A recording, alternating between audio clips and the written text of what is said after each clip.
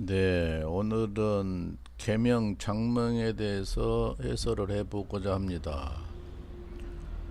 요즘에 이제 계명들을 이제 다수가 하는데 1년에 16만 명 정도가 계명을 한다고 그래요. 신생아 말고. 근데 이제 계명하는데 이제 질서가 많이 없어서 계명하고도 후회하는 분들이 좀 다수가 있어요. 보면 그 철학원에서 언 이름이 나쁘니까 바꿔라 해서 바꿨는데 딴 데 가서 감정을 해봤더니 나쁘게 개명을 했다는 거예요. 그러니 얼마나 속상할 일입니까? 그래서 두 번, 세 번 하는 사람도 봤고, 제가 실제가 이제 경험한 것입니다. 이제 그 개명은 원래 본 이름이 잘못됐다. 원형 이정이 잘못됐다고 했을 때 바꾸는 것이고, 또 일이 잘 안 풀리고 사주가 안 좋은 사주를 보충을 안 했을 때 사주에 부족한 자를 이름에서 성명하게 해서 보충해 주는 거예요. 목화 토금수가 부족하면 그걸 채워주는 것이 후천운인데, 요즘에 보면은 제가 봐도 철학원에서 지은 이름인데 상당히 문제가 덜어들어 있고, 또 스님들이 지어줬다고 해서 자부심을 가졌는데 감정을 해보니까 엉터리가 있고, 그건 스님이 이제 사주 모여서 계명 장명하고 공부가 안 되는 거죠. 근데 이제 그 신도들은 스님이라면 무조건 존경심이 있고 다 잘하는 걸로 알고 있는 거라서 그렇게 되지요. 그렇고 이 장명은 이제 원형 입격으로 하는데, 원형은 가운데 자 이름하고 끝에 자 이름을 원형이라고 하는 거예요. 그 획수를 기둥이 되는가 맞추는 거고, 형격은 성자하고 가운데 자 이거 획수가 기둥이 맞는가, 또 이격은 성씨하고 제일 끝에 자하고 그 숫자 수리가 기둥이 맞는가, 그리고 정격은 전체, 예를 들어서 이유정 하면은 전체 획수가 합계 기둥이 맞는가 그걸 계산하는 것이에요. 그리고 한글로 목화 토금수가 생이 잘 돼 있는가, 흉이 안 나오고, 또 한문으로 삼원오행이라고 그것도 목화 토금수가 생이 잘 이루어지는가, 또 그거 짝수 홀수가 음량이 잘 맞아서 흉이 없는가, 전체 획수가 네 군데인데 그 네 군데 획수가 합해서 기둥이 잘 맞는가, 흉이 없어야 되는 거예요. 근데 그렇게 기본입니다. 그 기본, 장명학 기본. 그런 게 잘 맞아야 되고, 그리고 이름을 어쨌든 부드럽게 전체적인 장명하기 잘 앞뒤가 잘 맞았고, 길이 나오더라도 부드러워야 되고 세련돼야 되고, 한문자를 쉬운 자로 써야 됩니다. 요즘은 한문 세대가 아니니까. 그래서 사주에 부족한 오행을 반드시 개입을 해줘야 돼요. 왜냐하면 사주에 물이 부족하면 물을 채워주고, 또 장남인지 장년인지 또 그것도 생각을 해서 해야 되고, 장녀만 쓰는 글자가 있어요. 그리고 또 성씨에 따라서 느낌이 다릅니다. 예를 들어서 성이 임간데 이름이 신중이에요. 그 임신중 하면 느낌이 안 좋잖아요. 느낌이 이신중이나 김신중 하면 아무렇지 않는 건데, 그래서 성씨에 따라서 이름을 잘 지었는다. 주길래 성씨가 주간데 이름이 길래, 이길래나 김길래 같으면 아무렇지 않는 이름인데 주길래, 성씨 주가니까. 성이 변가인데 태성이 변태성, 이태성 신태성 하면 아무렇지 않잖아요. 성이 변가다 보니까 문제가 되는 거예요. 그래서 뭐 주기자, 뭐 조진걸, 뭐 조진해, 고생문, 김칫국. 성이 이가면 이칫국은 괜찮은데 김칫국은 이상하잖아요.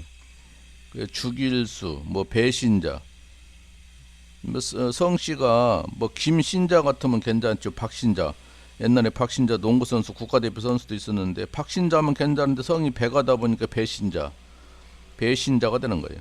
그래서 아무리 뜻이 잘 맞아도 이 성씨에 따라서 느낌을 또 생각을 해야 된다. 그리고 엄마 아빠하고 비슷하면 안 된다. 형제간 같으니까. 근데 요즘에 그 청와대 현 대변인 고민정 씨가 옛날에 KBS 아나운서인데 나는 고민정 씨 얘기 나올 때마다 좀 고민이 되는 거예요.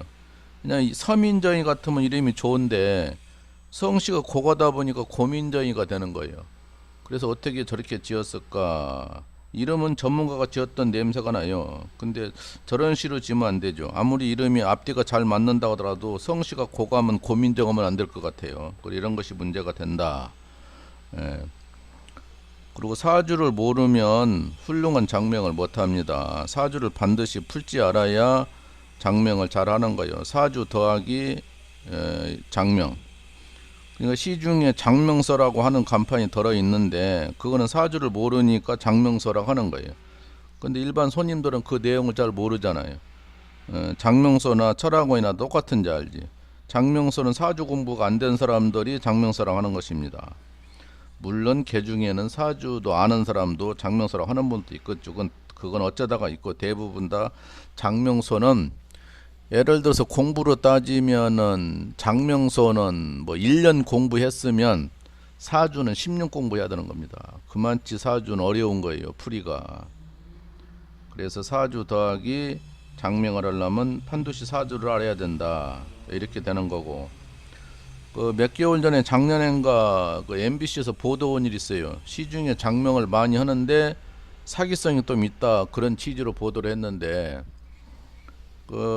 이제 이름을 좋고 나쁜 걸 장면서 가서 의뢰도 해봤고, 근데 거기 취지는 보통 시중에 10만원에서 30만원까지가 많고 20만원, 30만원이 더 많은데 때로는 50만원, 100만원 더 이상도 부르는 것도 있다 이거요.